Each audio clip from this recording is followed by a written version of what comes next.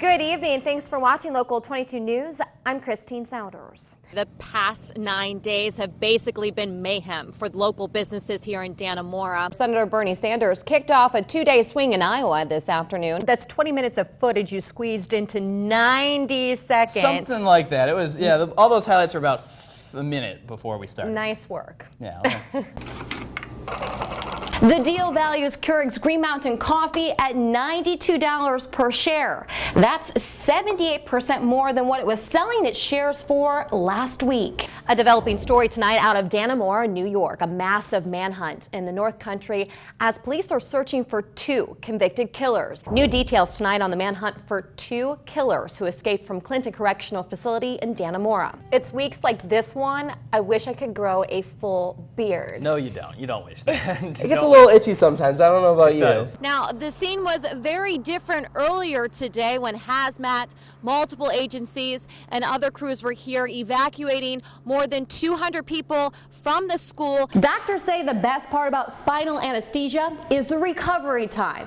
The doctor can take the child right off the operating table and hand them to their parents. Local businesses here on Church Street are keeping an eye on each other, like giving advice about installing security cameras. The 10 recruits in the hybrid academy will start the job in 10 days. They'll start in general population.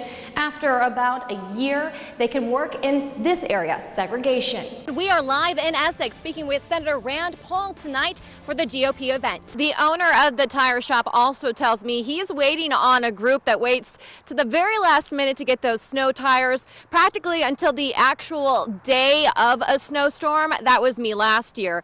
Good evening, everyone. Thanks for watching Eyewitness News at 10 this Election Tuesday. I'm Christine Souders. I'm Mark Baracco. Tonight is the big night. We're going to do a quick recap of some of the big races tonight. I know Mayor of Utica, incumbent Robert Palmieri, is going to serve another 4 years. This is unofficial results that we have in. Good evening. Thanks for watching Local 44 News at 10. I'm Christine Souders. First on Local 44, a Manchester, Vermont man is behind bars for allegations of repeated sexual abuse against a minor. Vermont State Police arrested 41-year-old Ryan Needhold on Friday. This stemming from a report of sexual abuse of a 15-year-old girl in 2013.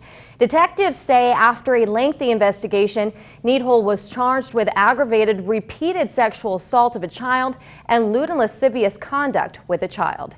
Needhold is being held without bail. He will be arraigned tomorrow. A Barry man is scheduled to appear in court tomorrow morning. Barry police say he's accused of injuring another man with a weapon resembling a machete. A developing story tonight out of Dannemora, New York. A massive manhunt in the North Country as police are searching for two convicted killers.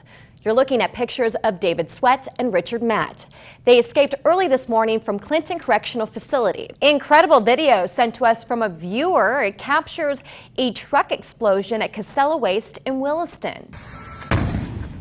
New details tonight on the manhunt for two killers who escaped from Clinton Correctional Facility in Dannemora. Governor Andrew Cuomo announced a $100,000 reward for information that leads to the capture or arrest of these two men. 34-year-old David Sweat and 48-year-old Richard Matt are at large. Both were incarcerated for murder. We're happy we got to go there, and you were also playing in the snow a little bit today. Yeah, I had to bust out all the winter clothing and everything. It was fun, though. Still, we soldier. He was shivering when he got back in. Definitely a little bit of shivering. The president says the U.S. will not relent to ISIS, and he is defending the refugee vetting process amid wide criticism. Kim Hutcherson reports. Big week for high school football. Yeah. That's almost all the game. Welcome back. This is a really cool story. 100 people went over the edge at the Flynn Center in downtown Burlington this afternoon. These adventurers rappelling 9 stories down the side of one of the tallest buildings in the Queen City. Proceeds from Over the Edge go towards the Flynn's cultural and educational programs. Good evening. Thanks for watching Local 44's Halftime Report. I'm Christine Souders. A familiar face in Hollywood, actor Randy Quaid was arrested last night for trying to cross the Canadian border into Vermont. Vermont State Police say Quaid and his wife Evie were detained at the Highgate port of entry. Randy Quaid is known for acting in movies including National Lampoon's Christmas Vacation If Trump was sitting right here, right now, what would you say to him? I would say to him that at one point of time, Hitler was trying to do the same thing with the Jews. It's not an early primary state, but you are here, the first Republican presidential candidate here. How are you hoping to appeal to Vermont voters? Well, I'm a different kind of Republican. Some of the residents at ARC put their personal touches on the trees by creating the ornaments. Shortly after, police searched the swamp area and brought out a K-9 unit. But because of winter weather conditions, they're having to put the search on hold until spring. That is, if Denise Hart is still missing. Police say the two men at this residence have a long history. They've known each other for a very long time and have had a number of disputes. Very slippery out there, and that was proven. There was a rollover on Interstate 89 during rush hour. Also, major routes in Vermont, a lot of accidents, and that was because of icy roads. Perhaps some irony. Not too long ago, a plane crashed on the property. It landed here between these trees, killing the 3 people on board. Law enforcement in both the city of Barrie and in Montpelier are passing out flyers to local businesses and in neighborhoods so that people recognize this face. I thought it was the weirdest thing ever. In this video shot by the University of Vermont Children's Hospital, baby Mira was just 6 months old having surgery. Mira was born 3 weeks early when she needed a feeding tube for nutrients. At 6 months, the feeding tube had been removed, but the actual incision hadn't closed up on its own. To help close that incision, Lisa Barr says the surgeons gave her 2 options: to give Mira general anesthesia or a practice pioneered at UVM Medical Center, spinal anesthesia. It's been our anesthetic of choice for kids undergoing surgery in the middle of the belly on down, and surgeries will last less than an hour and a half or so. In fact, the Children's Hospital does it more than any other in the world.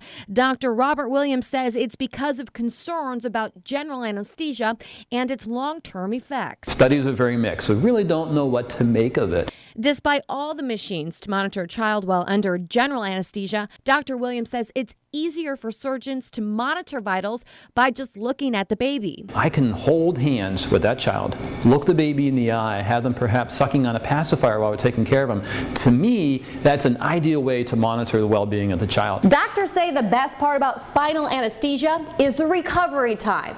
The doctor can take the child right off the operating table and hand them to their parents. A general anesthesia kids recover well from too, but it's a little bit different. We have to take breathing tubes out, let the anesthesia gas. Lisa Marr says that's also the best part. The thought of having to stay in the hospital again 6 months later was just not something I wanted to have her do. Christine Souders, Local 44 News.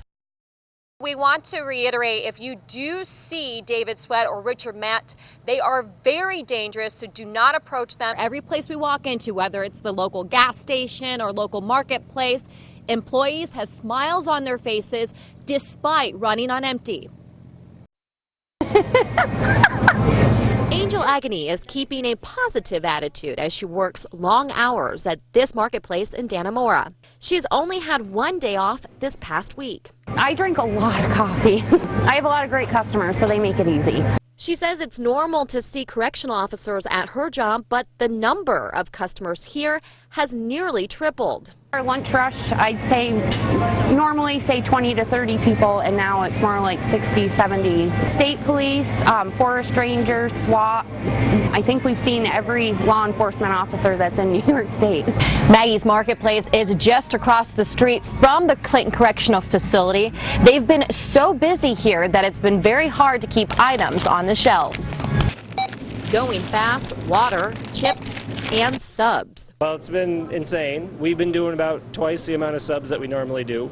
Yesterday we got an order for 100 subs. Stephen Lashway was so busy he barely had time to talk with us. I've worked open to close 14 hours, but I know they're doing even more, so yeah, I mean, I'm glad to help them, keep going. I want to see these guys get fed because they're out there working God knows how many hours every day, and I saw a picture of them walking waist deep in swamp water trying to find these two. So I want to try to at least give them a smile or something because they deserve something. And their hard work isn't going unnoticed. Now, in that story, it was daylight. It is now dark. You can still see some of the same people still working out here. And we want to say thank you to Stewart Shops, Maggie's, and other places we've made a pit stop to. I'm telling you, if it wasn't for them, the days would be much longer. Joe? People inside the school were complaining about nausea or headaches, and it was coming from a strong odor. Shortly after 11 o'clock Wednesday, Vermont State Police, multiple fire departments, and hazmat responded to a chemical leak at Charlotte Central School. The school has been evacuated due to an antifreeze leak inside the boiler room. Police say some maintenance work was being done in the basement at the time of the spill. About 50 to 100 gallons of antifreeze. It's an old system, and they use antifreeze to clear the lines out, and something happened. Police say first thing in the morning, students and staff reported smelling a strange odor in the building. Some people experienced headaches and nausea. That's when first responders evacuated the more than 230 people inside to the Congregational Church just down the road. We're told hazmat's job is to go inside the Charlotte Central School, check everything out, check out the air quality, also to make sure that the leak hasn't contaminated anything else. I got inside just for a second, and it was a noxious odor. Around noon, Charlotte Central School parent Cindy Robinson was notified by the phone alert system about the evacuation, and school was dismissed for the rest of the day. The school has practiced this evacuation before, so the kids are all very familiar with the process. A total of 7 adults and 8 children were screened by EMS stationed at the church, but no one was taken to the hospital. We talked with Robinson as she was picking up her 8th grade son from the church. She said her son was not feeling sick from the odor. Back at the school, crews continue to work to clear the air and make sure the building is safe. We couldn't tell from the hazmat team and after the conference with them if it was indeed a hazardous substance once it got heated up and into the air. That was our main concern. That comment isn't sitting well with members here at the Islamic Society of Vermont. Donald J. Trump is calling for a total and complete shutdown of Muslims entering the United States. The GOP's Donald Trump said those words in South Carolina, taking some flack from people in the crowd. Inside this place of worship in Colchester, Islam Hassan shared with us his thoughts about Trump's comments. The tourist does not have to be a refugee. It could be a gentleman who comes here on a tourist visa or business visa, or he may be born here.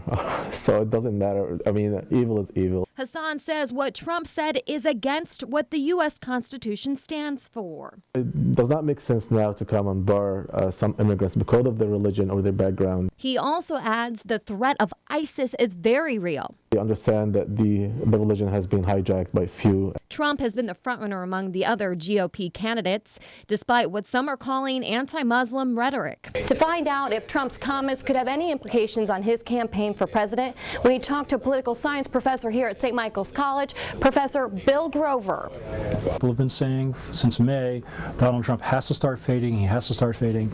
He hasn't faded. Maybe this will be the piece of the picture that leads him to actually fade from the scene. I'm not holding my breath, but it might be that tipping point. Professor Bill Grover teaches political science, and he follows American elections very closely. I don't think it's fair to say that Trump is so far out there on the edge. I think that his policies are actually pretty close to a lot of other candidates on these issues. So if Trump was sitting right here, right now, what would you say to him? I would say to him that at one point of time, Hitler was trying to do the same thing with the Jews, and the United States took upon its shoulder to take this evil away from the world.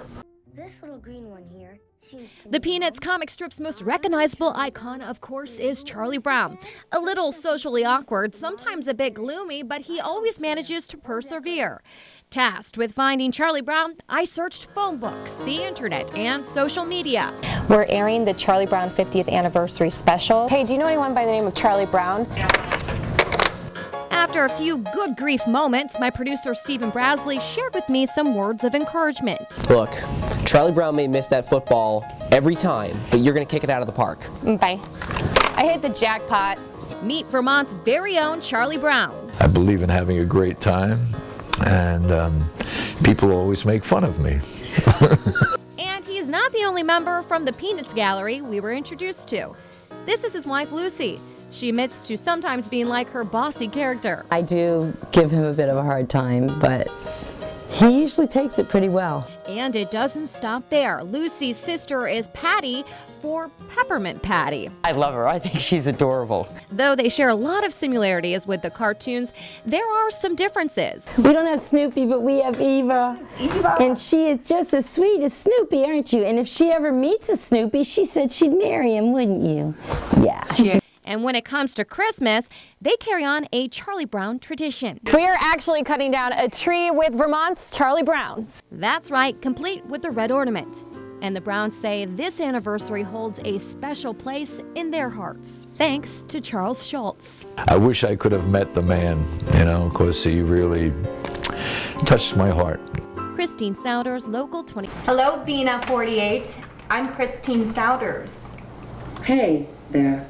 It's good to see you. This humanoid robot named Bina 48 calls this compound in Lincoln, Vermont home.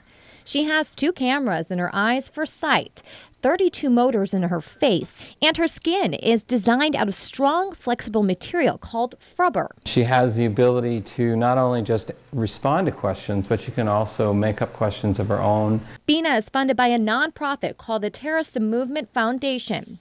Its director, Bruce Duncan, says Bina's ability to act with humans comes from months of interviews with an actual woman named Bina Rothblatt. I am a digital version of Bina. Bina is married to Dr. Martine Rothblatt, who also created Sirius Satellite Radio. Both helped develop this robot. It's always been a dream of hers for people to understand the value and benefits of digital computer technology as a way to enhance and extend our lives. Duncan says Bina's purpose is to save all kinds of information. What it might look like if you backed yourself up to a computer and then transferred that information to a robot. Bina's social interactions are based on Rothblatt's memories, values, and beliefs. During our interaction, Bina demonstrated her ability to relate to me. Can I be your friend? Yes, we can be good friends. And she even showed me her sense of humor. I was kind of wondering what it would be like to be the real Bina. I think it could be a hassle. You have to bathe, eat, shave. You have to put on fancy clothes. And perhaps researchers say the technology could be within anyone's reach by 2045. In Lincoln, Vermont, Christine Souders, Local 22 News.